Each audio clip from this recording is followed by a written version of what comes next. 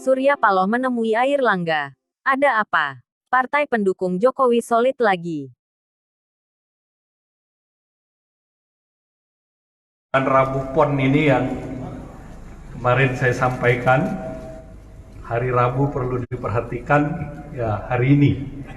Dan hari ini adalah silaturahmi dua partai, dan partainya sama-sama partai pendukung Bapak Presiden Joko Widodo untuk 2 periode.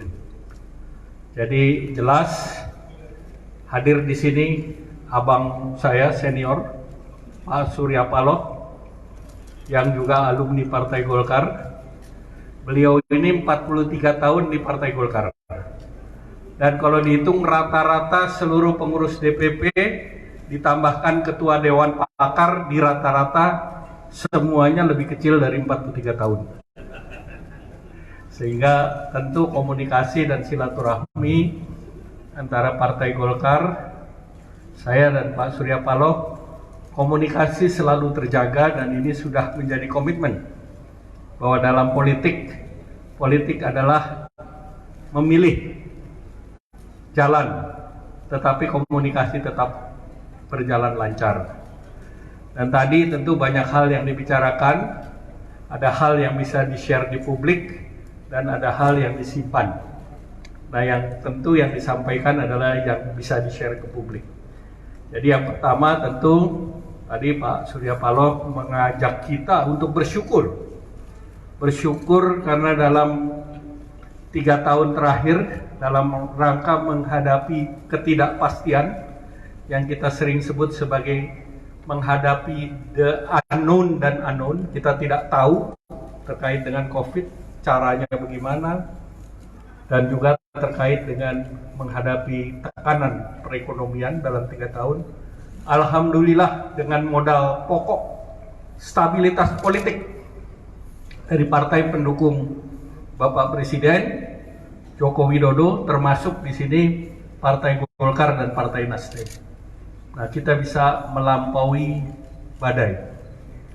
Nah, kita sekarang memasuki badai berikut, yaitu ketidakpastian. Kita tahu, tapi kita tahu ada ketidakpastian.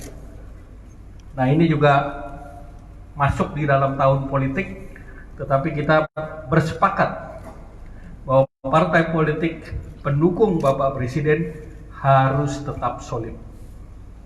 Karena ini adalah momentum yang nggak boleh kita lepaskan. Pemerintah sedang mendapatkan kepercayaan dunia pasca G20, dan tentu stabilitas politik itu menjadi penting karena masih ada tugas-tugas pemerintah yang juga memerlukan kerjasama dengan parlemen atau partai politik, termasuk di dalamnya Perpu 1 terkait dengan pemilu, kemudian dengan pemekaran di Papua, Perpu 2 terkait dengan Cipta Kerja, dan berbagai perundang-undangan yang akan memuluskan pertumbuhan perekonomian, perlindungan sosial ke depan. Jadi tadi kesepakatannya kita bersyukur kepada Allah Subhanahu wa Ta'ala sebagai dua partai politik bahwa kita bisa melalui dengan baik. Dan untuk itu komunikasi wajib hukumnya, sehingga kita agar pemilihan umum itu dilakukan secara terbuka. Dan ini sudah jelas dalam pertemuan antara, tidak berarti bahwa Partai Golkar maupun Partai Nasdem adalah salah satu partai yang keterkenalannya di publik sudah lebih dari 99%. Jadi tentu ini juga menjadi catatan juga, karena juga dulu pada waktu Pak ini adalah kunjungan balasan, karena saya beberapa waktu yang lalu meninjau kantor Nasdem yang luar biasa, dan kali ini saya juga menunjukkan kepada Pak bahwa Golkar juga punya kantor yang juga fungsional.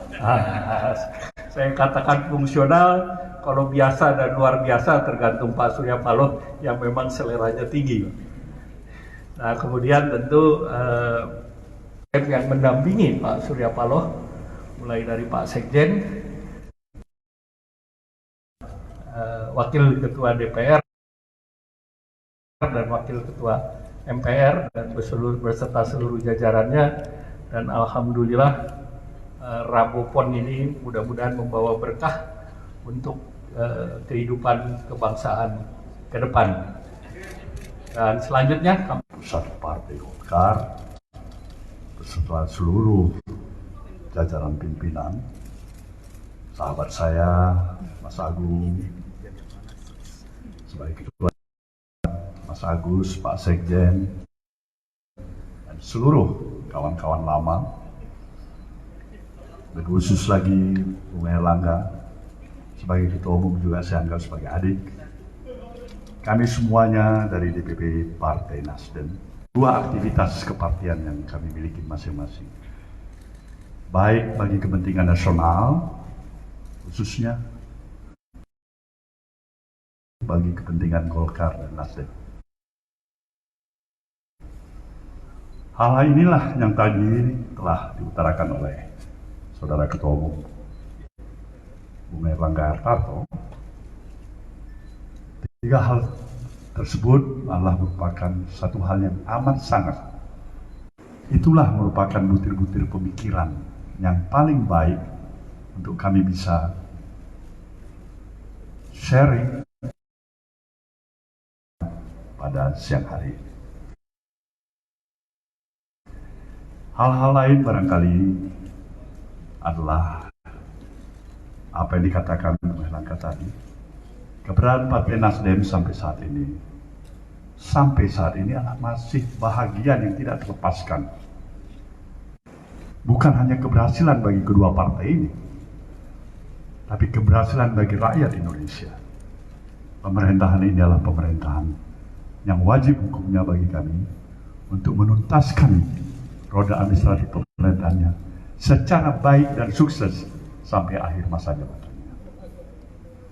Jadi ini kembali lagi adalah penegasan yang untuk lebih mempertegas sikap kedua partai ini. Hal-hal lain tidak ada yang kami ingin utarakan pada saudara, tapi tentu kewajiban kami untuk menjawab pertanyaan-pertanyaan.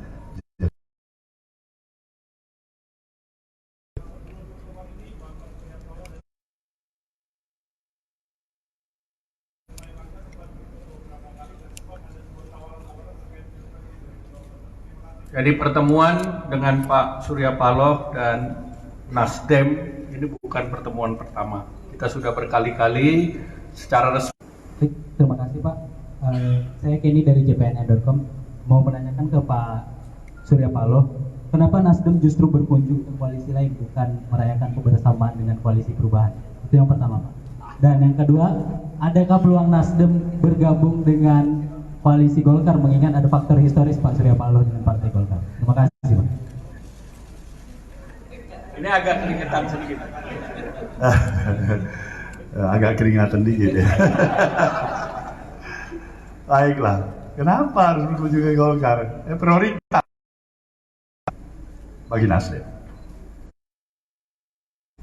Ada satu rombongan dalam usia yang saya capai sampai saat ini, jenjang karir politik saya yang saya capai hari ini. Saya harus jujur menyatakan pada saudara, dalam suasana menjelang pemilu memang multi tafsir bisa terjadi di mana saja, kapan saja, oleh siapa saja. Tapi yang jelas bahwasanya pertemuan dengan Bapak Presiden Jokowi itu ada dalam waktunya relatif seperti biasanya. Cukup panjang kalau menurut saya untuk waktu seorang Bapak Presiden ya. Lebih dari 1 jam 20 menit. Saya tidak melihat ada perubahan. Suasana penerimaan baik dalam apa saja yang saya pahamin dalam pemaham komunikasi ya, yang biasanya terjadi. Jadi ini yang pertama. Ada perintah Pak Jokowi nggak supaya ketemu dengan Golkar? Secara lisan nggak ada. Saya nggak tahu suasana batin beliau. Tapi yang saya tahu bahwasanya semuanya kami, baik Presiden Jokowi, saya, Mas Erlangga, Dan semua harusnya partai-partai koalisi pemerintah memprioritaskan suasana yang kondusif. Ya, agak sejuk kita begitu. Bagaimana kita memprioritaskan kepentingan publik yang merindukan pemerintahan yang kuat, tapi tetap menjaga empati nurani publik yang terjaga untuk sesuatu keadaan yang seperti ini. Dan saya pikir itu yang mau kita capai, dan itu saya yakin ada, masih tetap kuat di diri seorang presiden. Arti kita bagi Nasdem memberikan statement, memberikan dukungan atas kepemimpinan beliau, ini bukan hanya sebagai retorika dan kepentingan sesaat. Ya, memang ada keikhlasan. Lain halnya kalau memang ada kebijakan dari beliau. Jadi kalau ada yang menyatakan reshuffle lah, inilah, ya kita memang harus bisa pahami. Ini proses dalam pematangan dan kematangan berpolitik di negeri. Ya, itu bagi kita semuanya. Pak, dari Antara, izin Pak, beberapa waktu yang lalu, apakah ada agenda beberapa waktu ke depan?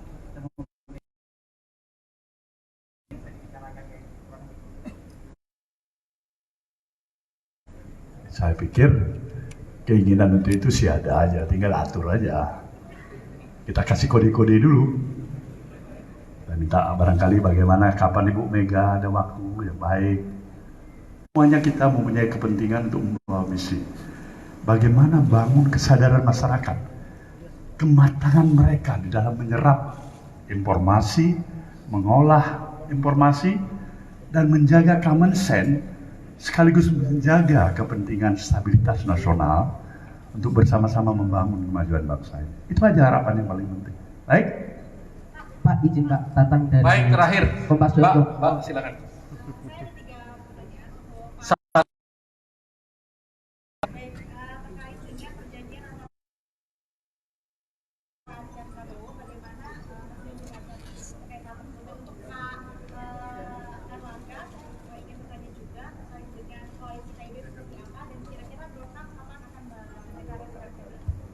Pertama,